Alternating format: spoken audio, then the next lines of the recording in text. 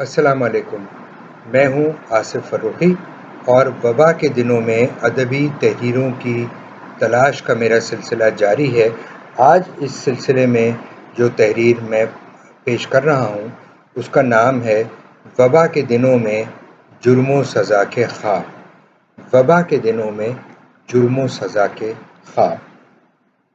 سیڑھیاں اتر کر ایک نوجوان شخص ایک گلی میں داخل ہوتا ہے۔ آنے والی وباؤں کا دور دور تک پتہ نہیں ہے اور روزمرہ کا عام سا دن ہے۔ جلدی ہمیں پتہ چل جاتا ہے کہ جولائی شروع ہو چکا ہے۔ بہت گرمی کا وقت ہے، لگ بھگ شام کے قریب، مگر پھر بھی کوئی نہ کوئی بات غیر معمولی ہے۔ وہ نوجوان کئی دن سے الجھن اور تناؤ کا شکار ہے، یہاں تک کہ ناول کے مطابق وہ اپنے آپ میں اس قدر گم رہتا ہے اور سبوں سے اس قدر بے تعلق ہو گیا ہے کہ صرف مکان مالکن ہی نہیں بلکہ کسی سے بھی ملنے سے اسے ڈر لگتا ہے۔ مفلسی نے اسے ہر طرف سے گھیر رکھا تھا، لیکن پچھلے دنوں سے اس کو خستہ حالی بھی اس کے لیے پریشانی کا باعث نہ رہ گئی تھی۔ اس نے اپنے انتہائی ضروری کاموں کو بھی ترک کر دیا تھا اور ان میں بالکل پڑنا ہی نہ چاہتا تھا۔ وہ تالہ بندی کا پابند ہے، نہ سماجی فاصلے برقرار رکھنے پر کاربند۔ اس کو شہر میں آج کل کی طرح امٹتی بھرتی وبا کا خوف نہیں ہے، اس کا ماجرا کچھ اور ہے۔ تھوڑا سا فاصلہ طے کر کے وہ نوجوان، جس کے بارے میں پہلے صفحے پر بتا دیا گیا ہے کہ بزدل اور لاچار نہیں تھا مگر کچھ دنوں سے مراق کسی کیفیت میں تھا، ایک ایسی عمارت کے سامنے جا پہنچتا ہے جس میں مختلف کاریگر اور پیشہ ور لوگ رہتے ہیں۔ اس عمارت کی چوتھی منزل پر ایک فلیٹ میں رہنے والی چھوٹے قد کی سوکھی سڑی سے بڑھیا سے اپنا تعارف کراتا ہے۔ رسکولنیکوف طالب علم کوئی مہینے بھر پہلے آپ کے پاس آیا تھا۔ تصویر واضح ہے۔ فیودر دوستویسکی کے شاندار جرم و سزا کا پہلا باب، اپنی مثال آپ۔ مگر یہ ناول یہاں کہاں سے چلا آیا اور میں اس طرف کیسے نکل آیا؟ میں تو وباؤں کا ذکر کرنے والے ناولوں کے بکھرے اوراق میں آوارہ گردی کر رہا تھا۔ چلتے چلاتے یہاں پہنچ گیا تو اس میں تعجب کی کیا بات ہے؟ میرا خیال تھا کہ چند سامنے کے ناول ہوں گے، ان کو دیکھ لیا اور بس، لیکن پھر جو تلاش شروع ہوئی، جن ناولوں میں وباؤں کا ذکر ہے، تو سلسلہ بڑھتا گیا اور ایسے ایسے ناول سامنے آنے لگے جن کے بارے میں سان و گمان بھی نہ تھا کہ اس فہرست میں شامل ہو جائیں گے۔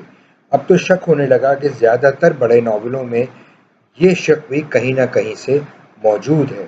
اب اس فہرست میں جرم و سزا بھی شامل ہوا جاتا ہے، لیکن کسی بھی معاملے پر ناولوں کا جائزہ لیا جائے، ناممکن ہے کہ دوستویسکی کا نام وہاں آن موجود نہ ہو۔ دنیا کے اہم ترین، سب سے زیادہ اولو العزم اور زندگی سے لبریز ناولوں کی فہرست بنائی جائے تو ان میں کرامازوف برادران، جرم و سزا اور دی ایڈیٹ فوراً سامنے آ جائیں گے۔ میں ذرا سی جگہ بنا کر notes from the under ground کو بھی ان کے ساتھ اس چھوٹے سے شیلف پر رکھ ہی دوں گا، یہاں گنجائش محدود ہے۔ گلی میں چلنے والے اس نوجوان کی کہانی بہت معروف ہے۔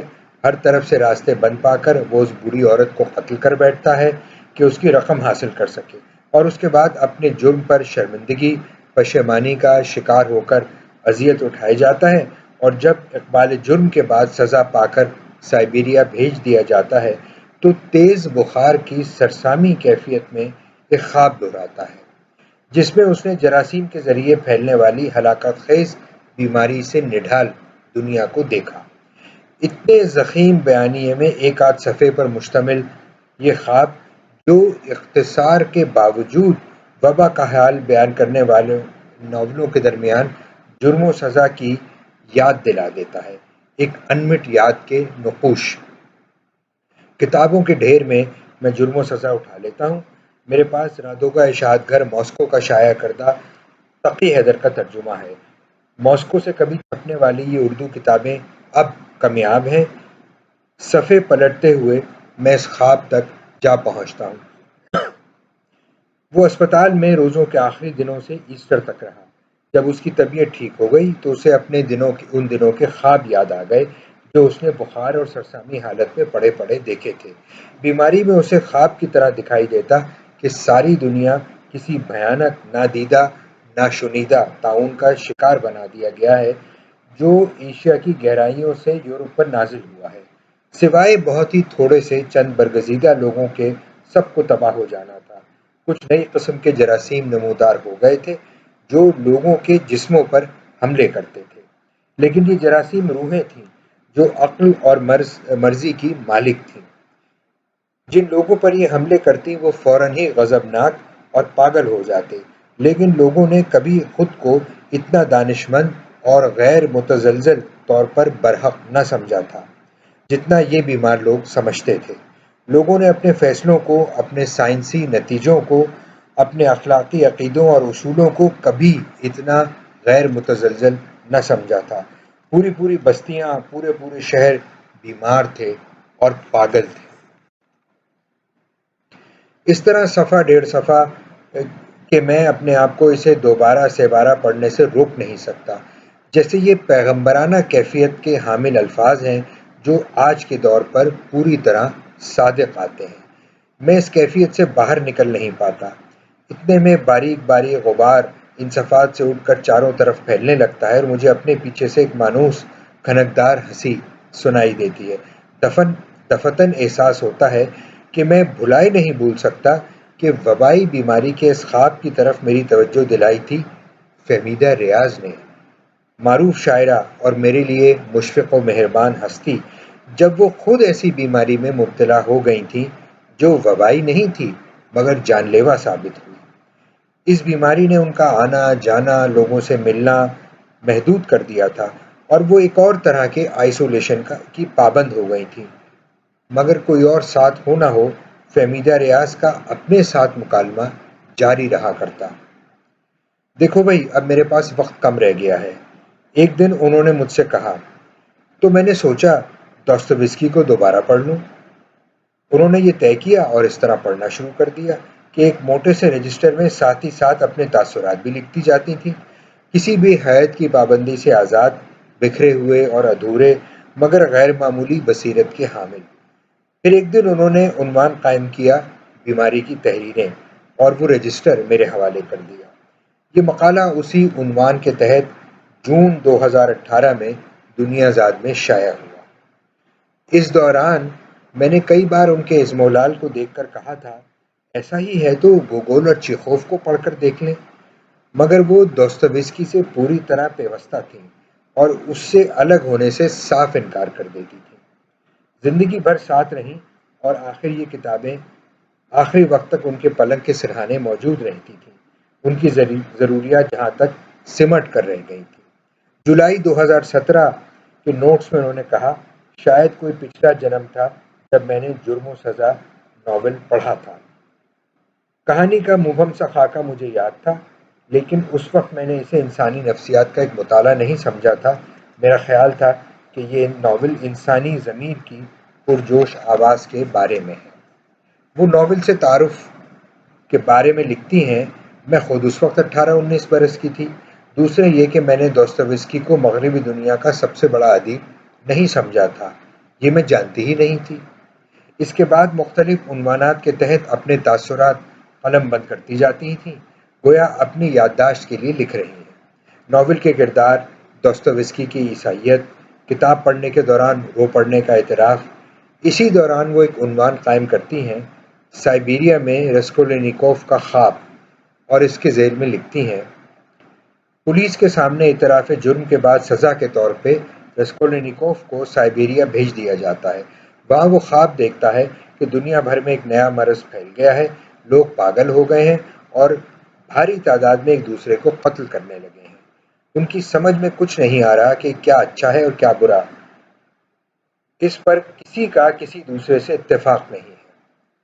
خیر، یہ پڑھ کر مجھے تو پاکستان کا خیال آ رہا تھا کہ داستویسکی نے الہامی یا پیغمبرانہ شان سے آج کے پاکستان کا حال 100 سال پہلے لکھ دیا تھا۔ یہ لکھا فہمیدہ ریاض نے، اور ان الفاظ کے لکھنے کے تھوڑی مدت بعد وہ اس دنیا سے رخصت ہو گئی اور ان کو باقی دنیا کی طرح پاکستان میں پھیلنے والی وبا کو دیکھنے کا موقع نہیں ملا، جس کے قدموں کی آہٹ انہوں نے دوستویسکی کی طرح پیغمبرانہ شان کے ساتھ سن لی تھی۔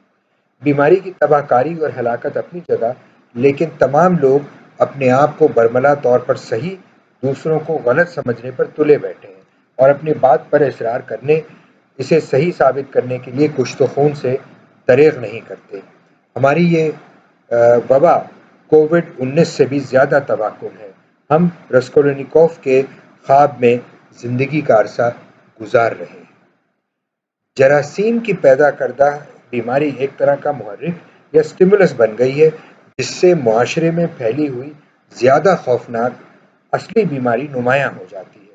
خواب میں جو نشانیاں بتائی گئی ہیں، ان کو آج کووڈ-19 کے بارے میں ہمارے رویے کو سامنے رکھ کر دیکھ لیجئے۔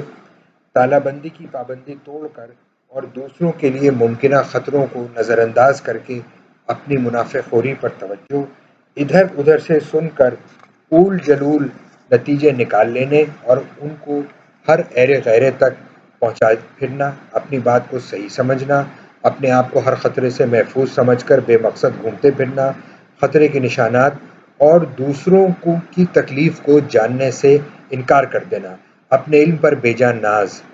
پھر جو اہل منصب ہیں وہ اپنے فائدے کے علاوہ سوچنے کے لیے تیار نہیں۔ سب سے بڑھ کر یہ کہ جو لوگ برگزیدہ نظر آ رہے ہیں، جن کی داڑھیاں اور جبے ہوا میں پھٹ پھٹا رہے ہیں، وہ اصلیت معلوم ہونے پر سب سے زیادہ دروغ گو اور مکروہ ثابت ہوتے ہیں، بیماری کے جراثیم سے بھی زیادہ ہلاکت خیز۔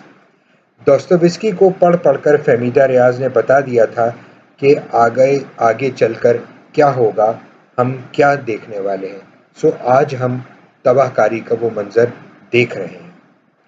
اس کہانی کے ختم ہوتے ہوتے ان کو ایک اور کہانی یاد آئی، الف لیلہ کی شہرزاد کی طرح۔ انہوں نے توماس مان کے طویل افسانے وینس میں موت کا ذکر کیا، جس میں ایشیائی ہیضے کی وبا پھیل جاتی ہے اور شہر کی سیاحت کے لیے آنے کے بعد ایک نوجوان کے بے داغ حسن میں گرفتار ہونے والا ادھیڑ عمر ادیب موت کے گھاٹ اتر جاتا ہے۔ لیکن یہ ایک اور کہانی ہے۔ اگر اس ظالم وبا نے مہلت دی تو پھر کسی اگلی صبح یہ کہانی بھی